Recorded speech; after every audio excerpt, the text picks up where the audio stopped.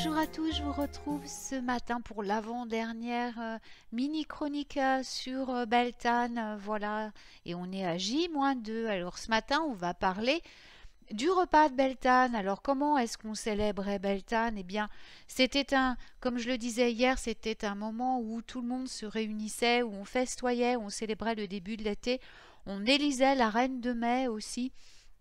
Les jeunes filles allaient chercher les fleurs dans la forêt, les brassées de fleurs pour faire leur couronne, pour décorer le char et la cavale qui allait porter la reine de mai au devant de son amoureux du jour. C'est extraordinaire. Et donc les tables, eh bien, on festoyait à table bien sûr puisque le repas est essentiel. Et donc c'est un repas solennel, une espèce de réunion sacrée qui se passe à Beltane.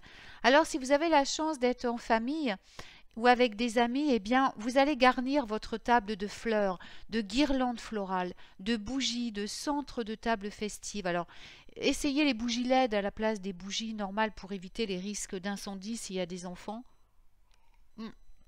C'est une très belle alternative.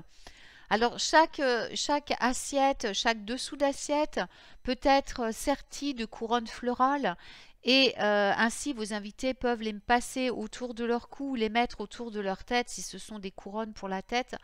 Pendant le repas, ce sont des cadeaux que vous allez leur offrir et vous pouvez agrémenter aussi, je veux dire, compléter, je veux dire, ce don par un petit sachet, alors un mini panier de Beltane cette fois, avec dedans, je ne sais pas, des savons que vous aurez confectionnés, des shampoings maison, des petits sachets avec des fleurs séchées, enfin bon voilà, et puis bien sûr vos vœux de Beltane que vous allez pouvoir offrir à vos invités lorsqu'ils vont se mettre à table.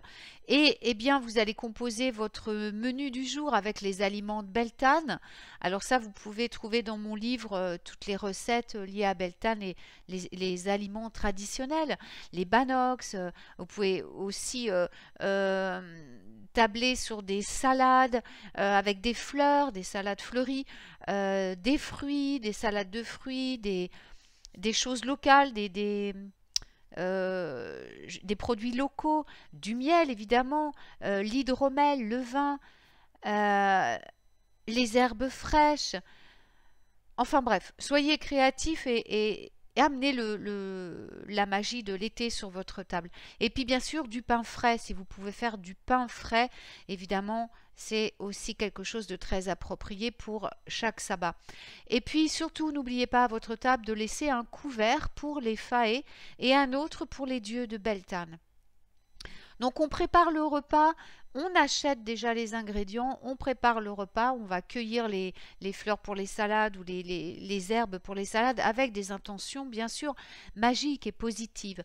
On dresse aussi la table de Beltane avec les intentions de la célébration, de la sacralité, de la fertilité, de la créativité, de la connexion, de l'inspiration. On s'assure donc de laisser le couvert pour les faées et pour les dieux. On accueille nos invités avec les bénédictions de Beltane, hein, donc voilà, les couronnes, les petits sacs. Et puis ensuite, on verse d'abord le vin ou l'hydromel, d'abord pour les faées et les dieux. Et ensuite pour chaque invité, et enfin pour soi-même.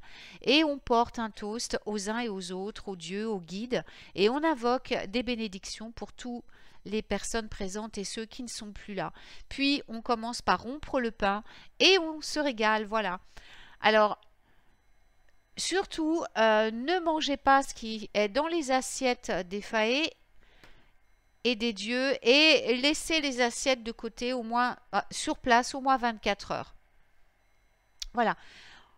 Eh bien, je vous souhaite une très belle journée. Je vous retrouve demain pour la dernière mini-chronique sur cette célébration de Beltane. Voilà. Je vous souhaite une très belle journée et à tout vite.